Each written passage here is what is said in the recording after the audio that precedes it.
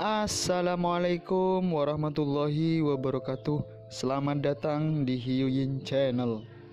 Kali ini Mimin akan melanjutkan cerita Spirit Sword Sofrek. Tanpa basa-basi lagi, langsung gaspol bang. Setelah pengumuman itu, Chu Xingyun tidak secara langsung membuat penyesuaian ke Pulau Tiangong, lagi pula pulau yang sangat besar, begitu banyak orang, jika mereka mengacaukannya tanpa memahaminya, itu akan menyebabkan kekacauan. Dalam setengah bulan berikutnya, Chu Xingyun tetap diam dan berkeliaran di sekitar pulau untuk memahami situasi Pulau Tiangong yang sebenarnya. Hanya setelah pemahaman menyeluruh tentang Pulau Tiangong ia akan membuat reformasi yang ditargetkan. Setelah setengah bulan pengamatan dan pemahaman, Chu Xingyun harus mengagumi bahwa Pulau Tiangong, Pulau Tianyun yang asli, benar-benar tidak memiliki pemalas.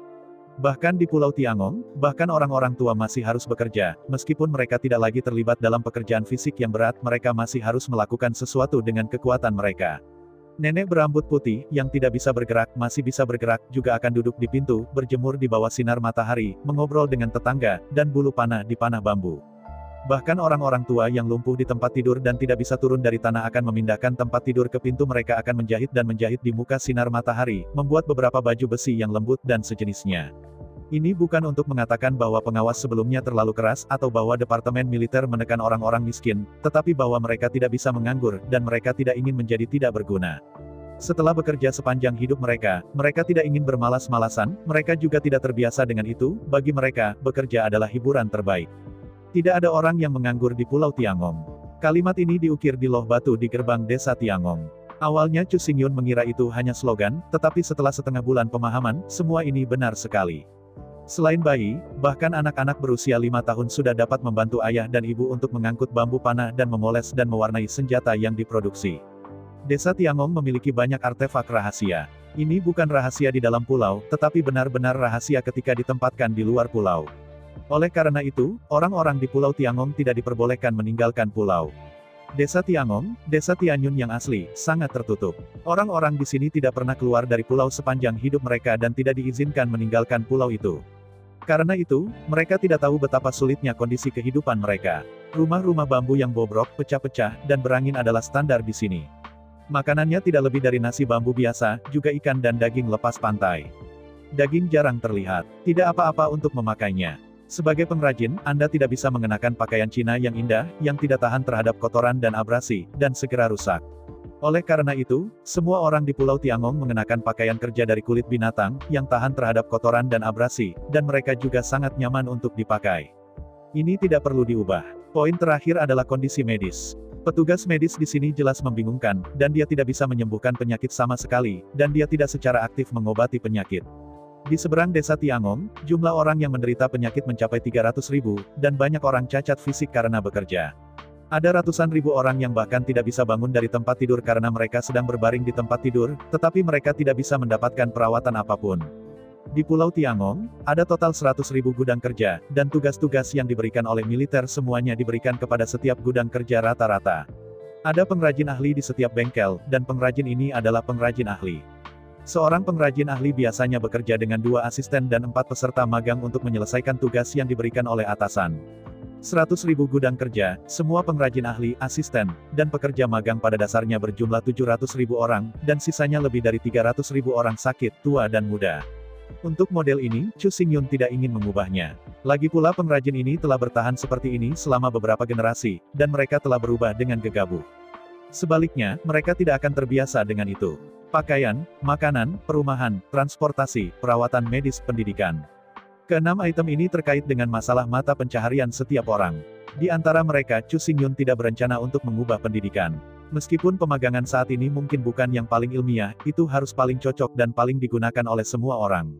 Sangat tidak pantas mengumpulkan semua anak dan mengikuti kelas seperti dunia luar. Ada 3 atau 400.000 anak sekolah usia sekolah di pulau itu. Jika mereka semua berkumpul, guru itu mudah ditemukan, tetapi bagaimana seorang guru bisa mengajar puluhan, atau bahkan ratusan orang, untuk mencapai segalanya?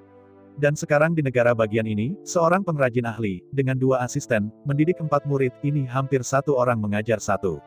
Di bawah pendidikan semacam ini, apakah Anda ingin mencoba satu persatu? Anda memasukkan nomor untuk dilihat. Pengrajin surgawi, levelnya tinggi atau rendah, tetapi tingkat keberhasilannya hampir 100%. Jika levelnya relatif rendah, Anda hanya bisa bekerja sebagai asisten, tentu saja levelnya adalah pengrajin ahli, dan semuanya adil. Adapun pakaian, Chu Xingyun tidak berencana untuk mengubahnya. Mei Huafu hanya akan membuat orang kecanduan kebobrokan, dan tidak memiliki kegunaan praktis.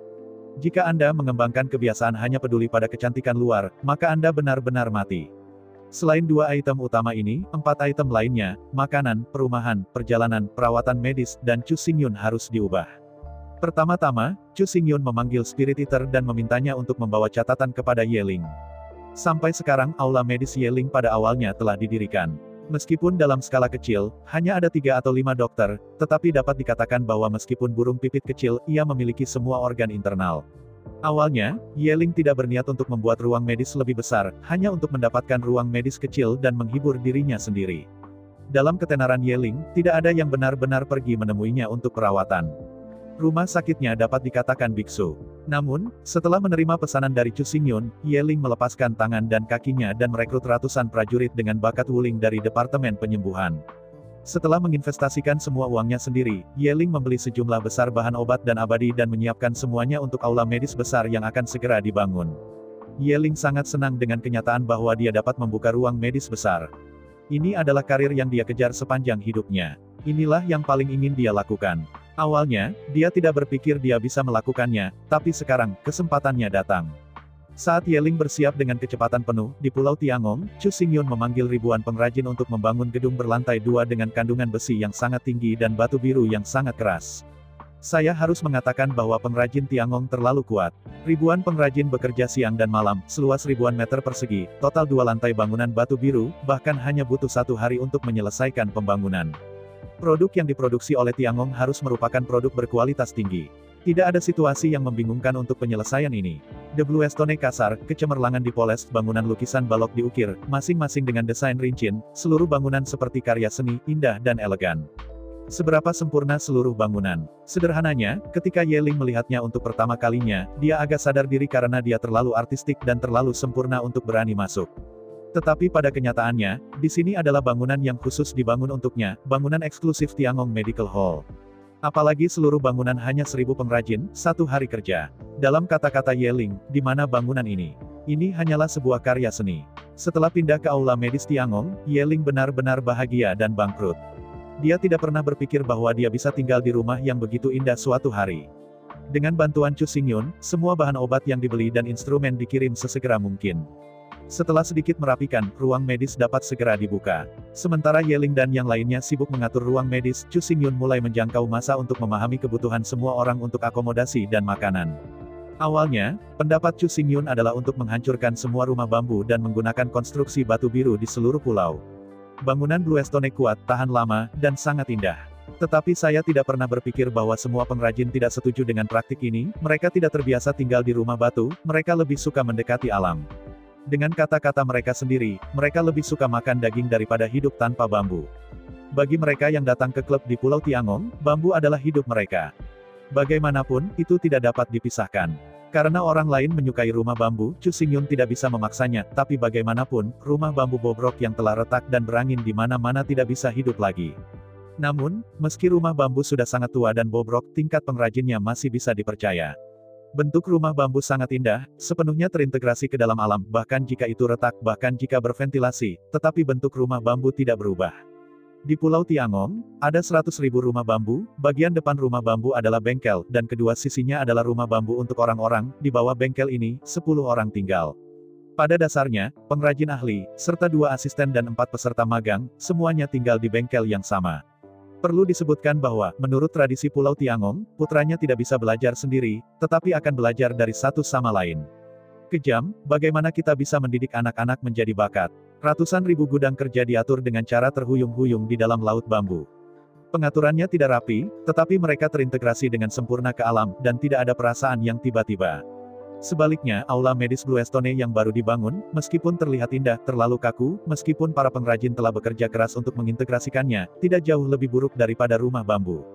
Akan terlalu banyak tenaga kerja, sumber daya material, sumber daya keuangan, dan waktu untuk menggulingkan dan membangun kembali 100.000 rumah bambu, tetapi Chu Xingyun memiliki caranya sendiri.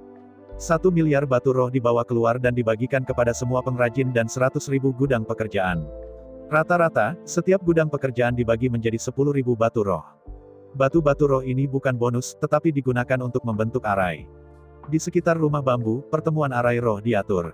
Aura ini dapat mengumpulkan aura dan meningkatkan konsentrasi aura di gudang kerja. Tentu saja, itu tidak cukup untuk memiliki arai Lingling sendiri. Selanjutnya, di bawah perintah Chu Xingyun, Yeling mengkonfigurasi banyak cairan peremajaan. Solusi peremajaan yang sebenarnya adalah solusi obat yang dibuat oleh pil peremajaan, yang digunakan untuk mengobati luka. Namun, peremajaan ini tidak hanya dapat mengobati manusia, tetapi jika merendam dalam air dan mengairi tanaman, ia dapat meregenerasi kayu mati. Meskipun bahan dari rumah bambu adalah bambu, bukan kayu, sebenarnya adalah makhluk kayu, sehingga sama-sama efektif. Di bawah irigasi banyak cairan peremajaan, bambu kuning secara bertahap kembali menjadi hijau. Semua retakan secara bertahap ditutup bersama. Di antara ruas-ruas bambu, dekrit itu menumbuhkan cabang bambu hijau, menggantung daun bambu hijau. Tak perlu dikatakan, laju pertumbuhan bambu bukan masalah tumbuh 10 cm sehari. Karena itu, hanya dalam 3 hari, semua rumah bambu akan berubah dari kuning menjadi kering dan sangat hijau. Di bawah pemangkasan gembira pengrajin, 100.000 rumah bambu bobrok langsung menjadi baru dan penuh dengan napas alami di mana-mana. Berdiri di tempat yang tinggi, melihat sekeliling, laut bambu yang tak berujung, dengan lembut berdesir ditiup angin. Di antara laut bambu, rumah bambu didistribusikan di antara mereka. Rumah bambu tidak lagi terbuka, dan cabang serta daun bambu telah tumbuh di dinding dan atap, sepenuhnya menghubungkan rumah bambu dan laut bambu, yang indah. Sejauh ini, masalah akomodasi telah sepenuhnya diselesaikan. 1 juta hari pengrajin telah mendapatkan rumah bambu baru. Tidak ada pengejaran yang lebih tinggi. Selanjutnya, Chu Xingyun adalah untuk memecahkan masalah makanan. Tidak perlu mengatakan lebih banyak tentang makan, orang-orang yang disebut mengambil makanan sebagai langit, tidak peduli seberapa besar itu. Untuk pakaian, pengrajin tidak memiliki persyaratan. Untuk tempat tinggal, favorit para pengrajin adalah rumah bambu, Chu Xingyun telah memberi mereka yang baru.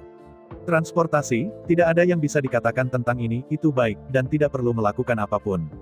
Pendidikan, Pulau Tiangong juga merupakan sistem yang mandiri, bahkan jika Chu Xingyun ingin berubah, pengrajin tidak bisa bekerja sama. Bayangkan bahwa tidak ada minat pada ini, jadi mengapa semua orang harus bekerja keras? Bahkan, dalam banyak kasus, alasan orang bekerja keras adalah makan lebih baik. Selama Anda makan dengan baik, Anda akan memikirkan hal-hal lain. Jika Anda bahkan tidak bisa makan cukup, siapa yang peduli dengan orang lain? Untuk makanan, para pengrajin memiliki keinginan yang besar. Dari semua makanan, anggur dan daging adalah yang paling mereka butuhkan. Pengrajin Tiangong biasanya makan nasi bambu yang tumbuh dari bambu panah, dan memakan jeroan ikan, daging dan alkohol yang ditangkap di laut, mereka benar-benar tidak bisa merasakannya setahun sekali. Di Pulau Tiangong, panah bambu ada di mana-mana, dan benih bambu panah adalah padi bambu. Beras bambu, menyegarkan dan mencerahkan, ringan dan memberi energi. Putranya bulat, warnanya hijau, dan rasanya manis. Berharga lebih baik daripada nasi ketan Japonica. Dimasak sebagai makanan, itu adalah makanan tunggal dan makanan kesehatan, dan itu dianggap sebagai makanan hijau yang mulia. Menurut legenda, nasi bambu adalah makanan dari Phoenix. Ada pepatah lama yang mengatakan bahwa Phoenix tidak menghuni Paulonia tetapi tidak memakan bambu. Namun, nasi bambu yang begitu berharga hanyalah makanan biasa di Pulau Tiangong, dan sudah cukup dimakan, dan sudah lelah. Pulau Tiangong sepi di luar negeri, dan transportasi sangat sulit, seringkali ketika senjata diangkut, sebuah kapal berisi daging, anggur, dan sejenisnya dibawa masuk. Tetapi untuk Pulau Tiangong, yang berpenduduk 1 juta jiwa, beberapa kapal daging dan anggur tidak memiliki efek lain kecuali mengaitkan serangga rakus mereka. Meskipun ada arai teleportasi di Pulau Tiangong, orang lain mungkin memiliki ruang besar seperti ruang samsara. Transportasi tidak mudah, dan tentu saja tidak ada yang akan mengangkut. Tentu saja, 1.000, 10.000, alasan sebenarnya adalah karena minat. Penduduk Pulau Tiangong tidak diizinkan meninggalkan pulau seumur hidup, oleh karena itu penduduk pulau tersebut tidak memiliki konsep mata uang. Ada jutaan orang di pulau itu, tetapi mereka bahkan tidak memiliki batu roh. Bahkan jika ada batu roh, itu hanya digunakan sebagai bahan penyulingan, bukan sebagai mata uang. Pulau Tiangong menerapkan sistem titik kerja.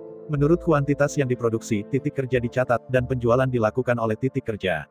Tidak ada yang disebut mata uang, atau titik kerja adalah mata uang. Anggur dan daging nampaknya biasa-biasa saja, tetapi ini adalah pengejaran abadi dari masyarakat umum.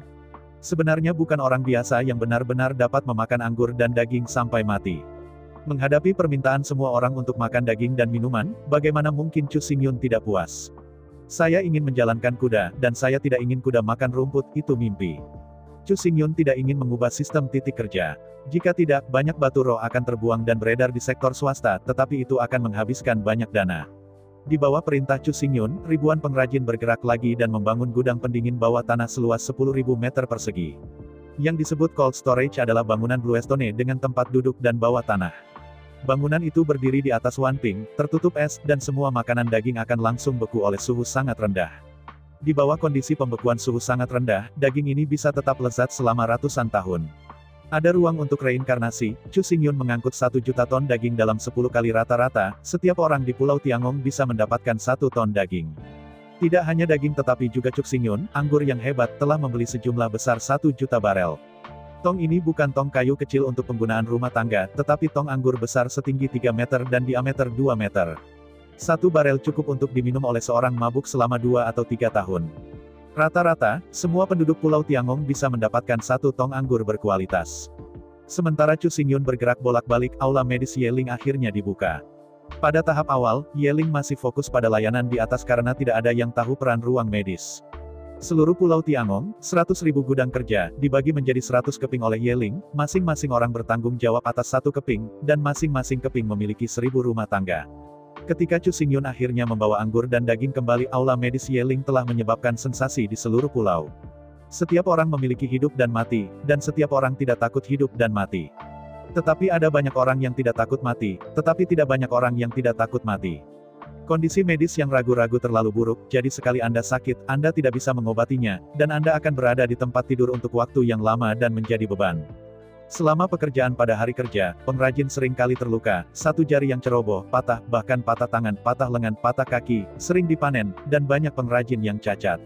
Karena Pulau Tiangong tidak memiliki mata uang dan bersifat rahasia bagi dunia luar, tidak ada pertukaran yang diizinkan, sehingga dokter di luar tidak bisa masuk atau ingin masuk. Sekarang, tiba-tiba ratusan dokter brilian datang, yang merupakan kekeringan panjang bagi para pengrajin surgawi. Bagi para dokter ini, semua pengrajin sangat dihormati, dan mereka merasa seperti peri. Bahkan, tidak heran jika mereka benar-benar luar biasa dalam ilmu kedokteran alam semesta. Jika seseorang memiliki jari yang patah, Yeling akan memotong kulit di jari yang patah, memasukkan anyaman, dan kemudian melemparkan teknik peremajaan, dan kemudian jari baru dapat tumbuh lagi. Untuk pengrajin, jari yang patah hilang, dan tidak akan ada lagi. Tapi ketika tangan Yeling yang indah diremajakan, tulang-tulangnya diganti dengan rotan, dan jari itu terlahir kembali, yang terlalu berlebihan. Bukan hanya jari yang diamputasi, tetapi bahkan tangan dan anggota badan yang diamputasi pun bisa dilahirkan kembali. Seringkali, Yeling tidak dapat menyelesaikan perawatan medis sendirian, tetapi beberapa dokter dengan talenta medis yang berbeda masih dapat meremajakan. Pengrajin hari yang paling berterima kasih kepada dokter adalah penyakit anak. Sebelumnya, ribuan anak meninggal di pulau itu setiap tahun karena sakit. Tetapi di masa depan, tidak peduli apapun jenis penyakitnya, tidak peduli seberapa berat penyakitnya, selama Anda pergi ke rumah sakit, Anda dapat meremajakan diri di bawah tangan dokter yang luar biasa dan pulih sepenuhnya. Tidak ada yang baik di Pulau Tiangong, dan terima kasih semua orang hanya bisa dimasukkan ke dalam hati mereka. Dengan kedatangan Chu Xingyun, semua yang ada di Pulau Tiangong menjadi lebih baik dari hari ke hari. Tepat ketika semua orang merasa puas dan tidak meminta apa-apa lagi, sebuah pemberitahuan dipasang di papan buletin lagi. Mulai sekarang, Pulau Tiangong memiliki persediaan anggur, daging, makanan laut yang tidak terbatas, dan semuanya diperdagangkan dengan bekerja. Setelah melihat pemberitahuan ini, semua orang menolak untuk mempercayainya. Dengan pulau sebesar itu dan jutaan orang, apakah Anda memberitahu saya persediaan anggur dan daging yang tidak terbatas? Apakah kamu bercanda? Bukannya tidak ada yang menghitung bahwa untuk memenuhi pasokan daging dan anggur bagi jutaan orang di pulau itu, setidaknya diperlukan 1.000 kapal dagang raksasa, dan 100.000 anggota awak terus membeli dan mengirim untuk memasok. Lagi pula, laut tidak berbeda dengan daratan, krisis ada di mana-mana, dan tidak mudah untuk berlayar, dibutuhkan 1 bulan untuk melakukan perjalanan sekali. Namun, meskipun saya tidak percaya, tidak ada salahnya mencobanya. Karena itu, semua orang bergegas ke tempat yang ditunjuk. Menghadapi ratusan ribu pengrajin yang mengerumuni, Chu Xingyun bodoh, bukan hanya anggur. Karena begitu bersemangat, dalam keputusasaan, Chu Xingyun harus membiarkan pihak lain mengirim 100 perwakilan, dan dia pergi ke gudang pendingin untuk memeriksanya untuk memastikan bahwa ada pasokan yang benar-benar tidak terbatas. Setelah melihat setumpuk daging dan anggur, semua pengrajin menjadi gila. Di bawah pengaturan kepala pengrajin, semua pengrajin mengatur pesanan. Jika mereka ingin mengambil anggur, mereka harus datang pada waktu yang berbeda. Batch anggota keluarga pengrajin mengantre dan menukar sejumlah besar minuman keras dan daging untuk poin kerja. Segera aroma anggur dan daging tercium di Pulau Tiangong, dan semburan sorakan terus datang dari mana-mana. Setelah pakaian, makanan, perumahan, transportasi, perawatan medis, dan pendidikan semua diselesaikan, Chu Xingyun tahu bahwa sudah waktunya untuk mengadakan pertemuan semua pengrajin. Tepat ketika Chu Xingyun berpikir bahwa semua kebutuhan semua orang telah terpenuhi, dia tidak pernah berpikir bahwa orang-orang ini serakah dan tidak memiliki keserakahan, dan bahkan mengusulkan bahwa mereka tidak ingin makan nasi bambu, mereka ingin makan nasi putih. Beras bambu berwarna hijau zamrud, dengan aroma daun bambu, sangat lezat. Namun, padi bambu adalah benih bambu panah, yang tumbuh di tanah yang kaya akan zat besi, dan kandungan besinya terlalu tinggi. Para pengrajin Pulau Tiangong awalnya hidup di lingkungan yang penuh unsur besi. Tanah mengandung unsur-unsur besi, bambu panah mengandung unsur-unsur besi, dan air minum juga menghamili unsur-unsur tanah dari tanah, belum lagi nasi bambu dimakan, masih ada banyak unsur tanah. Karena itu, walaupun nasi bambu bagus, sebenarnya tidak enak untuk dimakan, jika bukan pilihan, mereka tidak akan pernah memakannya. Sebelumnya, mereka makan nasi putih yang dibawa oleh armada. Jenis wewangian itu, lembut ketan, biarkan mereka bermimpi, dan ingin makan lagi ketika bermimpi. Menghadapi ini, Chu Xingyun tidak banyak bicara. Dia berlari lagi beberapa kali dan mengirimkan jagung dalam jumlah besar, cukup untuk memakan seluruh Pulau Tiangong selama beberapa tahun. Namun, dalam hal jagung, Chu Xingyun tidak berencana untuk menukar poin kerja. Anda tahu, di dunia luar, nasi bambu adalah hal yang langka dan langka itu adalah makanan dari Phoenix yang legendaris, dan harganya sangat luar biasa. Nasi putih biasa dengan 1 pon batu di bagian luar. Beras bambu lebih dari 100 batu roh per kati, dan dapat dijual hingga 3 atau 400. Konsumsi beras bambu dalam jangka panjang dapat membuat tubuh pemakan, yang memiliki ketangguhan bambu dan kekerasan besi, makanan yang paling cocok untuk seni bela diri. Karena jumlah besar beras bambu yang dikonsumsi, semua orang di Pulau Tiangong sangat kuat dan kuat. Ketika sejumlah besar nasi putih tiba, tidak ada seorang pun di Pulau Tiangong yang memiliki persyaratan. Sampai saat ini, Chu Xingyun akhirnya mengeluarkan pemberitahuan yang mengumumkan diadakannya kongres semua pengrajin. Di antara 100.000 pengrajin ahli yang paling terampil dan paling bergengsi mengambil bagian dalam konferensi. 1.000 pengrajin ahli ini memiliki status transendental di seluruh Pulau Tiangong. Mereka tidak hanya memiliki pengalaman dan keterampilan tertinggi, tetapi juga memiliki prestise tertinggi. Meskipun tidak ada posisi resmi, pada kenyataannya, masing-masing dari 1.000 pengrajin utama bertanggung jawab atas 100 gudang rumah tangga. Ini adalah 1.000 pengrajin ahli yang telah mengunggah dan memerintahkan agar seluruh Pulau Tiangong dapat berkondensasi bersama untuk menyelesaikan berbagai tugas yang ditugaskan oleh Departemen Militer. Melihat ribuan pengrajin ahli, rana semua orang setinggi Yin dan Yang Jiu Chong Tian, yang jauh melampaui harapan Chu Xingyun. Di aula Pulau Tiangong, ribuan pengrajin ulung duduk rapi di kursi bambu. Tepat di hadapan mereka, Chu Xingyun berdiri di tangga tinggi dan menghadapi semua orang dalam posisi merendahkan. Melihat sekeliling selama seminggu, Chu Xingyun berkata dengan serius, sudah hampir 3 bulan sejak saya mengambil alih Pulau Tiangong. Dalam 3 bulan ini, saya telah melakukan banyak pekerjaan. Pertama-tama, saya merenovasi semua gudang kerja, sehingga semua pengrajin tinggal di gudang kerja baru yang tidak lagi terkena cuaca. Kedua, saya membawa banyak anggur, daging, nasi, dan mie, yang sangat meningkatkan tingkat makanan para pengrajin Pulau Tiangong. Sekali lagi, saya mendirikan ruang medis untuk mengobati penyakit bagi semua orang di pulau secara gratis, dan itu akan terus dipertahankan di masa depan. Selanjutnya, saya akan mulai meningkatkan lalu lintas di pulau itu dan meletakkan jalan yang kokoh dan tahan lama. Adapun pakaian dan pendidikan, saya menghormati tradisi Pulau Tiangong dan belum mengubahnya secara sewenang-wenang. Dengan mengangkat bahu, Chu Xingyun berkata, mulai sekarang, saya telah melakukan semua yang saya bisa lakukan dengan pakaian, makanan, perumahan, transportasi, pendidikan, dan perawatan medis yang berkaitan dengan mata pencaharian masyarakat. Mendengar kata-kata Chu Xingyun, semua pengrajin mengangguk satu demi satu. Memang Chu Xingyun tidak bermain-main dengan mulutnya, dia melakukannya terlebih dahulu, dan kemudian mengatakannya. Meskipun jalan belum diperbaiki, itu tidak dapat diselesaikan dalam setengah satu. Itu tidak akan selesai dalam 10 atau 8 tahun. Apalagi situasi jalan tidak terlalu mendesak dan tidak akan berdampak besar pada kehidupan. Dalam suara diskusi, seorang pengrajin tua dengan rambutnya berdiri dan dengan hormat berkata, saya telah melakukan sesuatu yang sempurna. Saya hanya tidak tahu, apa yang bisa kami lakukan untuk membantu Anda. Melambaikan tangannya, Chu Xingyun berkata, jangan panggil aku Tuan, sebenarnya Pulau Tiangong telah menjadi wilayah pribadiku, jadi tolong panggil aku pemilik pulau. Apa, ini bagaimana mungkin ini terjadi? Mendengar kata-kata Chu Xingyun, semua pengrajin tiba-tiba mengubah kulit mereka dan saling berbisik. Menghadapi ini, Chu Xingyun tidak memblokir atau menjelaskan, dan meninggalkan mereka untuk berdiskusi. Meskipun dia tidak bisa mengatakan apa-apa dan merahasiakannya, koran itu tidak bisa menutupi api, dan semua orang akan tahu cepat atau lambat. Berbicara secara aktif itu berarti bersikap jujur dan terbuka, meskipun sulit, tetapi pada akhirnya dapat memenangkan kepercayaan. Jika Anda merahasiakannya dan menemukannya oleh semua orang, akan ada banyak konspirasi pada saat itu, hampir mustahil untuk mendapatkan kepercayaan. Akhirnya, semua orang tenang, dan lelaki tua berambut putih itu hampir tidak berkata, meskipun Pulau Tiangong milikmu, pengrajin Tianyun kami bukan milik siapapun. Kami bukan budak bagi siapapun. Menggelengkan kepalanya, Chu Xingyun berkata, tidak ada yang mengatakan bahwa Anda adalah budak. Sebenarnya, bukankah itu yang saya lakukan untuk budak yang saya lakukan untuk Anda? Dengan ragu menatap Chu Xingyun, semua pengrajin diam. Apa yang telah dilakukan Chu Xingyun, jika dia seorang pejabat, sudah bisa digambarkan sebagai orang tua resmi. Chu Xingyun memikirkannya untuk orang tuanya. Apa yang orang tua lakukan, Chu Xingyun juga membantu mereka, bagaimana bisa dikatakan perbudakan. Tidak ada seorang pun di dunia ini yang memperlakukan budak dengan sangat baik. Tidak ada budak di antara manusia, hanya manusia yang ditangkap oleh klan iblis yang akan menjadi budak. Budak tidak memiliki kebebasan, kepribadian, dan bahkan kehidupan tidak dijamin, dan mereka dapat dieksekusi kapan saja. Melihat semua pengrajin, Chu Xingyun melanjutkan, sebagai pengrajin surga Anda memiliki terlalu banyak rahasia kilang, jadi Anda tidak diperbolehkan meninggalkan pulau pekerjaan surgawi itu. Setelah jeda, Chu Xingyun berkata, bukannya aku ingin menahanmu, pada kenyataannya, ini adalah kondisi sulit dari Departemen Militer, aku yakin kalian semua tahu itu.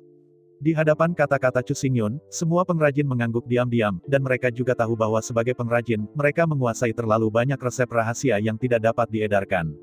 Karena itu, selama sisa hidup mereka semua ingin meninggalkan Pulau Tiangong setengah langkah. Melihat sekeliling selama seminggu, Chu Xingyun melanjutkan, Anda berada di Pulau Tiangong dan Anda tidak bisa pergi, jadi bekerja untuk saya adalah satu-satunya jalan keluar. Duduk di kursi dengan serius, Chu Xingyun berkata, aku tidak akan memaksamu, tetapi akan memberimu semua yang kamu inginkan, tetapi kamu harus mengerti bahwa ini tidak bisa diberikan padamu tanpa alasan, aku tidak punya ini kewajiban. Mengangguk-angguk, pengrajin berambut putih itu berkata, aku tidak bisa menyanggahmu, tetapi kami ingin tahu, apa yang perlu kami lakukan. Apa pengobatannya? Setelah merentangkan tangannya, Chu Xingyun berkata, semuanya sama seperti sebelumnya, bagaimana melakukannya sebelumnya, bagaimana melakukannya sekarang. Mengatur bahasa, Chu Xingyun tersenyum dan berkata, sederhananya, saya akan mempersiapkan segalanya untuk Anda, semua yang perlu Anda lakukan adalah menukar semua ini dengan tenaga. Melihat kosong ke arah Chu Xingyun, pengrajin tua itu bingung, Anda membangun rumah baru untuk kami, memperbaiki makanan kami, dan membangun ruang medis. Anda telah melakukan begitu banyak, apa yang Anda minta sama dengan yang asli. Perlahan berdiri, Chu Xingyun memandang semua orang dengan sangat serius, dan berkata dengan suara yang dalam, mungkin Anda tidak bisa mengerti, tapi ini masalahnya, saya memperlakukan Anda dengan tulus, saya harap Anda bisa memperlakukan saya dengan tulus, hanya itu saja. Melihat dengan sungguh-sungguh pada Chu Xingyun, pengrajin tua itu berkata dengan sungguh-sungguh melalui tenaga kerja, dengan imbalan persediaan hidup, inilah yang seharusnya. Anda telah menciptakan kondisi yang baik untuk kami, dan kami akan menghargainya. Setelah jeda, pengrajin tua itu dengan datar berkata, kamu memperlakukan kami dengan tulus, dan kami memperlakukan kamu dengan itu, jadi pasti begitu, kuharap kamu tidak bermain dengan kami. Meskipun kata-kata itu belum selesai, ancaman dalam kata-kata telah sepenuhnya terungkap. Melihat semua orang sambil tersenyum, Chu Xingyun berkata, yang disebut Lu Yao tahu tenaga kuda, melihat hati orang dalam waktu yang lama, orang seperti apa saya, Anda akan tahu cepat atau lambat. Setelah menarik napas panjang, Chu Xingyun berseru, namun, sebelum aku gagal mempercayai Anda, saya berharap semua orang bisa bekerja sama dan melakukan pekerjaan Pulau Tiangong bersama. Dihadapi dengan permintaan Chu Xingyun yang hampir tidak bisa ditanyakan, tidak ada yang bisa menemukan alasan untuk penolakan. Meskipun mereka tidak yakin dalam hati mereka, seperti yang dikatakan Chu Xingyun, sebelum mengkonfirmasi bahwa Chu Xingyun mengkhianati kepercayaan semua orang, mereka tidak punya alasan untuk tidak bekerja sama. Semua orang dapat memiliki kehidupan hari ini, semua dibawa oleh Chu Xingyun. Jika mereka tidak ingin kembali ke masa lalu, satu-satunya hal yang harus mereka lakukan adalah membuktikan bahwa mereka pantas mendapatkan perlakuan istimewa seperti itu melalui kerja keras. Dengan suksesnya penyelenggaraan konferensi Tiangong pertama, Chu Xingyun akhirnya menaklukkan Pulau Tiangong. Mulai saat ini, Pulau Tiangong, pengrajin Tiangong, dan semua penduduk Pulau Tiangong dicap oleh Chu Xingyun. Setelah pertemuan itu, semua pengrajin membubarkan dan menghubungi 100 gudang yang mereka bertanggung jawab untuk menyampaikan perubahan di Pulau Tiangong dan pendapat Chu Xingyun. Pada saat yang sama, Chu Xingyun kembali mengeluarkan perintah untuk memilih pengrajin paling menonjol dari penduduk pulau untuk membentuk tim penelitian dan pengembangan untuk mempelajari proses produk baru. Untuk kriteria seleksi, Chu Xingyun menetapkan sangat tinggi. Yang pertama adalah menjadi muda, tidak lebih dari 50 tahun, pengrajin yang terlalu tua memiliki pemikiran yang kuat dan sulit untuk menerima hal-hal baru. Yang kedua adalah berpengetahuan, membutuhkan buku bacaan, pengetahuan yang kuat, dan memiliki kemampuan mengingat. Jika persyaratan ini tidak dapat dipenuhi, saya takut sulit untuk mengikuti kemajuan Chu Xingyun dan akan ditinggalkan cepat atau lambat. Ketiga, membutuhkan keterampilan yang sangat baik, melukis, teknik, dan ukiran, yang semuanya harus mencapai tingkat master. Jika mereka gagal memenuhi persyaratan ini, mereka tidak akan dapat bekerja sama dengan pekerjaan Chu Xingyun, bahkan jika Chu Xingyun telah mengatur tugas, mereka tidak akan dapat menyelesaikannya. Pada akhirnya, itu adalah hal yang paling penting, yaitu bersabar, bekerja keras, dan melanjutkan pekerjaan jangka panjang Anda. Setelah seleksi ketat dari 1 juta orang, hanya 36 yang dipilih, tidak satu pun dari mereka. 36 orang ini adalah kelompok pertama, karya surgawi yang nyata. Yang disebut 1 orang itu pendek, 2 orang panjang. Setelah melewati rune-rune Sharp Gold Arrow kepada 36 orang ini tanpa syarat, tes berikutnya diulang. Meskipun Chu Xingyun telah menyelesaikan semua desain, pada kenyataannya itu hanya gambar desain awal. Tidak mudah menerapkan produksi massal. Pilihan yang disebut sangat baik, tidak ada yang terbaik, hanya lebih baik. Yang paling penting adalah bahwa panah emas tajam bekas ledakan sebelumnya, terbuat dari panah, dibagi menjadi panah poros panah, panah bulu, dan 3 bagian. Sekarang, dengan arrow bambu, pengerjaan harus secara alami ditingkatkan. Panah dibatalkan secara langsung. Setelah cabang-cabang bambu panah dipotong, itu menjadi poros panah langsung, dan membawa ujung panahnya sendiri. Adapun bulu panah, dapat diganti dengan daun bambu dari bambu panah, dan kinerja lebih kuat dari bulu angsa. Namun, meskipun kedengarannya sederhana, batch pertama panah yang dihasilkan tidak memenuhi persyaratan. Meninggalkan panah logam mengakibatkan pergeseran pusat gravitasi panah itu terlalu berkibar, dan sikap terbangnya tidak stabil, terutama ketika jatuh dari langit, ujung panah itu tidak mengarah ke bawah sama sekali. Apakah perlu mencocokkan ujung panah? Tetapi sebagai hasilnya, biaya panah sangat meningkat, dan seluruh proses lebih dari 2 kali lipat.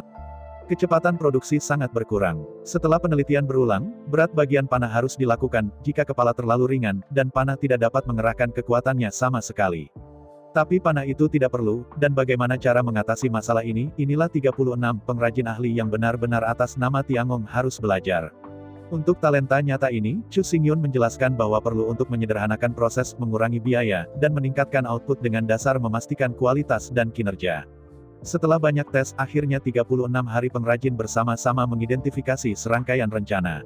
Segala sesuatu yang lain tetap tidak berubah. Satu-satunya hal yang telah berubah adalah memasukkan tembakan timah ke tiang bambu di ujung bambu panah untuk menyesuaikan pusat gravitasi panah. Tembakan utama boneka memiliki banyak kegunaan. Pertama-tama, karena ujung panah bambu dibuat dengan cara memotong bambu secara diagonal, maka ia memiliki rongga. Setelah dicolokkan dengan tembakan timah, dapat menghindari serpihan masuk ke dalamnya dan memengaruhi kinerja panah. Kedua, berat tembakan utama sangat besar, dan sangat lunak membuatnya mudah untuk menyesuaikan pusat gravitasi panah. Ketiga, meskipun bidikan timahnya lembut, ini juga merupakan logam. Di bawah inspirasi dari arai emas yang tajam, ia dapat membangkitkan panah yang tajam. Akhirnya, ketika panah menembak ke dalam daging, itu akan meledak menyebabkan tembakan mengarah ke tubuh musuh. Karena timbal relatif lunak, semua energi kinetik sering dilepaskan setelah mengenai tubuh. Tentu saja, hulu ledak sangat cacat atau bahkan pecah, menghasilkan rongga berbentuk terompet di jaringan tubuh. Luas luka ratusan kali luas penampang melintang proyektil. Ditambah dengan kerusakan sesaat pada sistem sirkulasi darah tubuh, menghasilkan tekanan besar tak terbayangkan. Penderitaan orang yang terluka tidak terbatas pada hal ini. Jika semua fragmen proyektil tidak dikeluarkan dari luka, itu akan menyebabkan keracunan timbal. Bahkan jika ada beberapa potong kebetulan, mereka dibawa keluar melalui operasi bedah. Setelah proyektil ditembakkan ke dalam tubuh, beberapa potong pakaian akan dibawa ke dalam luka dan menyebabkan infeksi. Dapat dikatakan bahwa tembakan timah kecil secara langsung meningkatkan mematikan panah tajam ledakan sebanyak 10 kali. Meskipun kecepatan dan daya tembus tidak berubah, penambahan tembakan memimpin telah membuat kematian panah sangat menakutkan. Meskipun hanya tembakan utama yang dimasukkan di ujung panah, ledakan panah emas tajam ini langsung berubah dari senjata tajam menjadi senjata pembunuhan. Kebrutalan ekstrim. Jika ini adalah perang dengan jenis yang sama, Chu Xingyun lebih baik kalah, tidak ingin menggunakan senjata ini. Namun, jika musuh memakan manusia dan didedikasikan untuk memusnahkan klan iblis, maka Chu Xingyun tidak keberatan menggunakan senjata dan sarana. Setelah mengkonfirmasi proses pembuatan terakhir, dengan perintah Chu Xingyun, seluruh pulau Tiangong mulai sibuk. Jika benar-benar dilepaskan dan diproduksi dengan kekuatan penuh, 100.000 pengrajin ahli, 200.000 pengrajin ahli, 400.000 pekerja pengrajin, 300.000 wanita dan anak-anak tua, bersama dengan 1 juta pengrajin, 100 juta dapat diproduksi dalam 1 hari potong panah. Tentu saja, panah yang diproduksi dengan cara ini harus dibuat dengan kasar, meskipun dapat ditembak, sulit untuk memastikan jenis panah apa yang akan terbang. Bambu tidak lurus seperti kayu, dan memiliki beberapa busur, jadi jika seseorang tidak ditangani dengan baik, panah akan menggambar busur ketika mereka terbang keluar, dan mereka tidak dapat mengenai target sama sekali. Selain itu, produksi saat ini, tetapi ledakan panah emas tajam, perlu untuk secara akurat mengkarakterisasi rune, yang sama sekali tidak selesai secara akurat oleh peserta magang dan asisten. Untuk memastikan kualitas panah, untuk memastikan bahwa setiap panah emas tajam itu lurus dan akurat dan secara sempurna memicu rune, hanya 100.000 pengrajin ahli yang dapat membuat jaminan secara langsung. Dengan kerja sama penuh, 100.000 gudang kerja digunakan sebagai satu unit. Di antara 4 murid, salah satu dari mereka bertanggung jawab untuk menemukan dan mengumpulkan cabang bambu, mencari koleksi bambu paling lurus. Magang kedua bertanggung jawab untuk mengangkut cabang bambu yang dikumpulkan kembali. Magang ketiga bertanggung jawab untuk menyaring cabang bambu yang dikumpulkan, dan menghapus cabang bambu yang tidak lurus dan rusak. Magang keempat bertanggung jawab untuk memperbaiki cabang bambu dan memotongnya menjadi poros panah kasar. 2 asisten pengrajin, salah satunya bertanggung jawab untuk memotong cabang bambu yang berkualitas, memotong ujung panah, dan memasukkan bulu panah. Asisten pengrajin lain bertanggung jawab untuk menjejalkan tembakan-tembakan utama dan menyesuaikan pusat gravitasi panah. Setelah semua ini selesai, panah diserahkan kepada pengrajin utama untuk karakterisasi rune. Setelah menggambarkan rune, ledakan panah emas tajam secara resmi selesai. Setiap ledakan panah emas yang tajam harus melewati tangan 4 magang pengrajin. Setelah 2 asisten pengrajin membuatnya, pengrajin ahli akan mengukir rune. Panah yang sudah selesai diserahkan kepada para wanita tua dan anak-anak di gudang kerja, dan mereka akan melakukan pemeriksaan akhir dan memastikan bahwa semuanya baik-baik saja, lalu memoles, mencetak, bale, dan menghias. Peledakan panah emas tajam, 10 bundel, dibundel dengan tali bambu, diserahkan ke gudang untuk disimpan, dan ditukar dengan poin kerja. Setiap ledakan panah emas yang tajam harus melalui setidaknya 10 proses, dan setelah tangan 10 orang, setiap ledakan panah emas yang tajam dicetak dengan tanda karya surgawi. Untuk memastikan kualitas, Chu Xingyun mengambil 100 ikatan panah dari gudang dan membawanya kembali untuk mengujinya secara pribadi. Jika Anda perhatikan dengan seksama, panah ini dipotong dari cabang bambu lurus, dan seluruh panah berwarna hijau gelap. Pada poros panah-panah, ada pola yang terukir indah, tidak peduli panjang, ketebalan, atau pola, mereka sangat harmonis dan terpadu, seperti karya seni. Tidak seperti panah yang digunakan oleh Chu Xingyun sebelumnya, ledakan ini dan panah emas yang tajam semuanya dipoles, dan mereka sangat hangat saat disentuh, dengan kilau seperti batu giok. Setelah pengujian, 100 mengantuk, total 1000 panah emas tajam, semua berhasil bersemangat, dan kinerja sangat baik, tidak ada yang berdebar, atau menggambar busur setelah pemotretan. Pulau Tiangong, yang diwarisi oleh puluhan generasi pengrajin, telah memungkinkan mereka untuk mengukir kata yang tepat ke dalam sumsum tulang. Panah ditembakkan satu demi satu, dan tenda emas dikosongkan, dan ditembak dalam kesasaran yang jauh. Panah yang terbuat dari bambu ini jauh lebih kuat daripada panah yang terbuat dari kayu panah. Karena ketangguhan bambu yang unik dan sangat kuat, poros panah tidak akan pecah setelah mengenai target, tetapi akan terpecah menjadi puluhan potongan bambu. Irisan bambu yang retak menyangga luka hampir 10 kali lipat, belum lagi tembakan pemimpin di ujung panah akan langsung meledak menjadi puluhan tembakan timah kecil, yang terdistribusi dalam daging dan darah di sekitar luka, yang sangat sulit untuk dibersihkan.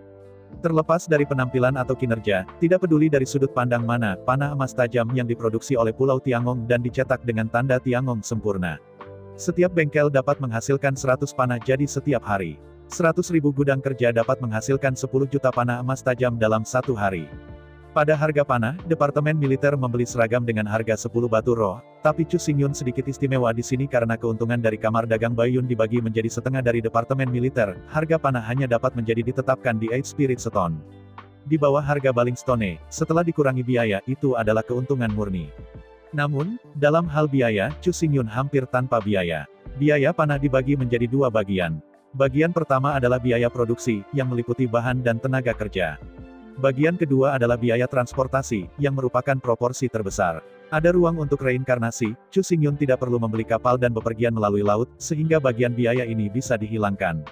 Adapun biaya produksi, bambu panah di pulau itu semua adalah Chu Xingyun, dan tidak perlu membayar batu roh untuk ini. Satu-satunya biaya Chu Xingyun pada dasarnya adalah tenaga kerja, tapi yang ini sebenarnya menyumbang proporsi terkecil. Setelah gelombang pertama 100 juta panah emas tajam tiba di luar kota Jiuxiao City, setelah markas Kamar Dagang Baiyun, Chu Xingyun menetapkan harga setiap panah sebagai Liu Lingxi. Harga ini sudah sangat rendah, pada dasarnya setara dengan harga biaya panah yang diproduksi oleh bengkel lain. Pada harga ini, mereka tidak punya untung. Hal berikutnya yang perlu dilakukan Bai Bing adalah mengangkut panah ke garis depan berbagai tempat. Setelah penyerahan selesai, Anda dapat pergi ke Departemen Militer untuk mengumpulkan dana dengan harga setiap batu baling. Setelah mengurangi biaya operasi kamar dagang dan biaya transportasi panah pedalaman, kamar dagang Bai Yun dapat memperoleh keuntungan sekitar batu roh dari setiap ledakan panah emas tajam. Adapun biaya batu 6 roh, tentu saja Chu Xingyun menolak untuk menerimanya untuk mendukung penelitian berikutnya. Blasting Golden Arrow hanya produk kelas 1. Jika Anda ingin mengusir kedua setan dan menyelesaikan peremajaan umat manusia, sama sekali tidak mungkin untuk mengandalkan Blasting Golden Arrow. Mengawal batch pertama panah emas tajam ledakan, Chu Xingyun bergegas ke garis depan. Dia harus mengamati kekuatan panah emas tajam ledakan di medan perang depan. Hanya dengan cara ini lebih banyak masalah dapat ditemukan. Dalam percobaan, tidak peduli seberapa sempurna senjata itu, dalam pertempuran yang sebenarnya, akan selalu ada masalah dan cacat, dan bahkan cacat desain. Selain itu, selain mengamati kekuatan ledakan dan panah emas tajam dari pertempuran yang sebenarnya, Chu Xingyun juga ingin benar-benar melihat seperti apa rasanya di medan perang frontal skala besar di alam semesta. Meskipun Chu Xingyun bertarung dengan pasukan klan iblis dan ada ratusan permainan, menghancurkan ratusan kamp militer. Namun, itu hanya serangan skala kecil, dan musuh yang mereka hadapi hanya 3 atau 400 orang. Sebenarnya, itu sebenarnya bukan perang sungguhan, tetapi hanya perang gerilya parsial. Pertempuran sesungguhnya bukanlah masalahnya, dan kekejamannya tidak sebanding dengan perang gerilya. Ribuan gerobak dikawal, penuh dengan batch pertama dari 100 juta ledakan dan panah emas yang tajam diproduksi, dan Chu Xingyun melaju sampai ke depan. Menurut berita dari Departemen Militer, pasukan besar klan iblis baru-baru ini sering dimobilisasi, dan pertempuran skala besar pasti akan terjadi dalam waktu dekat. Skala besar di mulut Departemen Militer tidak pernah merujuk pada pertempuran 18.000 orang. Hanya pertempuran dengan lebih dari 100.000 orang di kedua sisi dapat dianggap sebagai skala besar. Sebelum pergi di jalan, Chu Xingyun memindahkan Bu Fan dan tim pengintainya ke masa lalu, dan memerintahkan Bu Fan untuk menyelidiki semua gerakan tentara iblis. Ketika Chu Xingyun mengawal panah, dan akhirnya mencapai depan, suasana seluruh depan sudah sangat tegang. Setelah menyerahkan semua panah ke pasukan garis depan dan menerima tanda terima, Bu Fan menyeret Chu Xingyun dan bergegas ke baraknya. Begitu dia memasuki kamp, Bu Fan berkata dengan sungguh-sungguh, "Bos, pertempuran ini, ambisi iblis sangat besar. Jika memungkinkan, saya sarankan Anda segera pergi." "Ambisi besar? Bagaimana mengatakannya?" tanya Chu Xingyun penasaran dengan saran Bu Fan. Setelah dengan hati-hati melihat keluar kamp, Bu Fan berbisik setelah membenarkan bahwa tidak ada seorang pun di sekitarnya, "Saya pergi ke belakang untuk menyelidiki, kali ini iblis mengerahkan hampir 300.000 pasukan, hanya angkatan udara ada 10 juta. Dengan dingin, Bu Fan menunjukkan ekspresi ketakutan dan berbisik, "Jika Anda belum melihatnya dengan mata kepala sendiri, Anda tidak akan pernah tahu kengerian angkatan udara iblis. Di depan angkatan udara iblis, tidak ada tempat di seluruh kota manusia.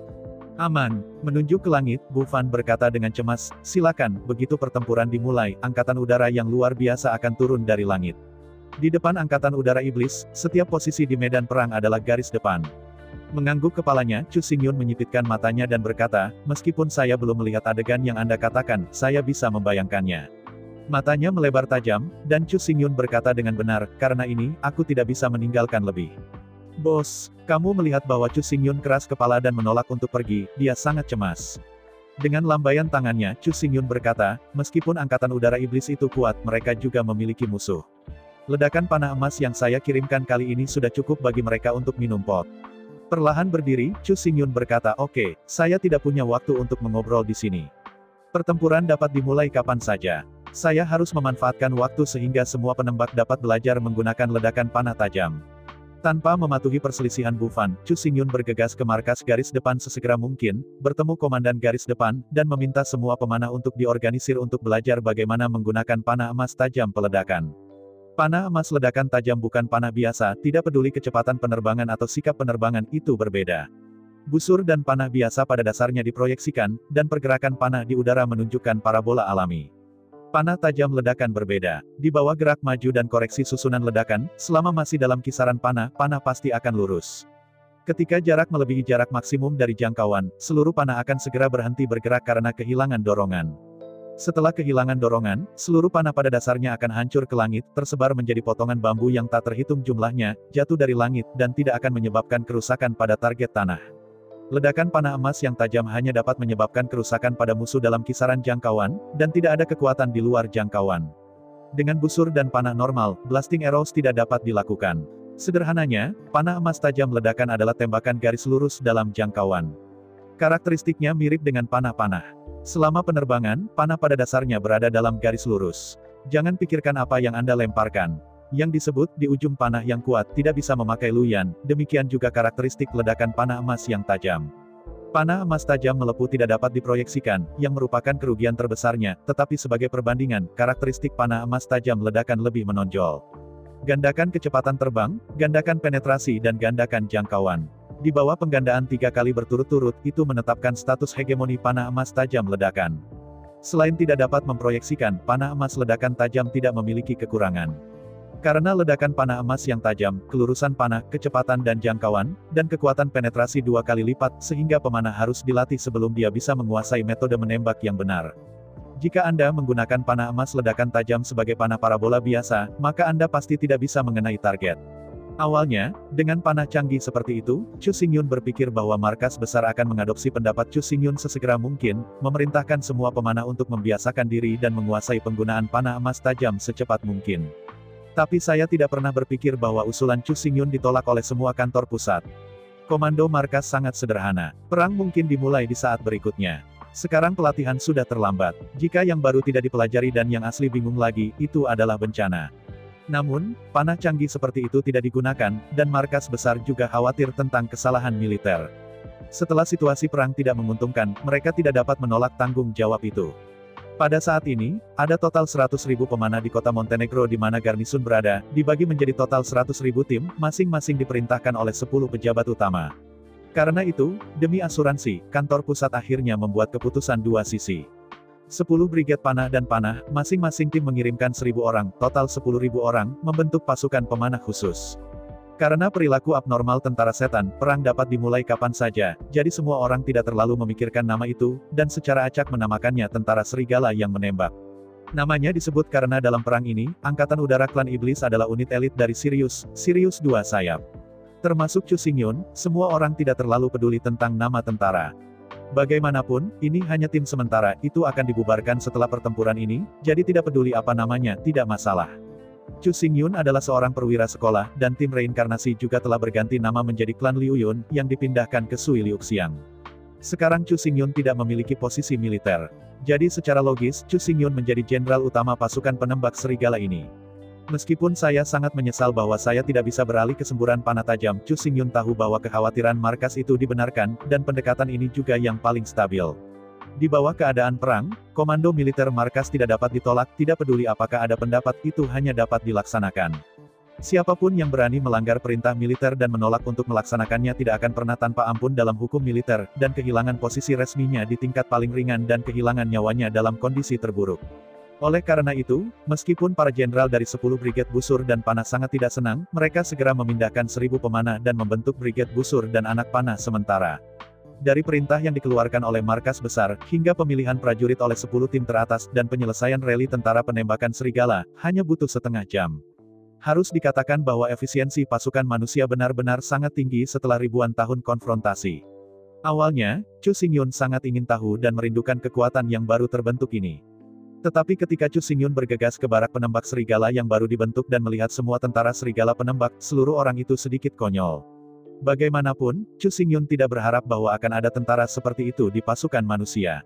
Puluhan ribu pemanah tersusun rapi menjadi sebuah arai persegi besar, melihat semuanya, semua orang seragam dan memiliki karakteristik yang sama.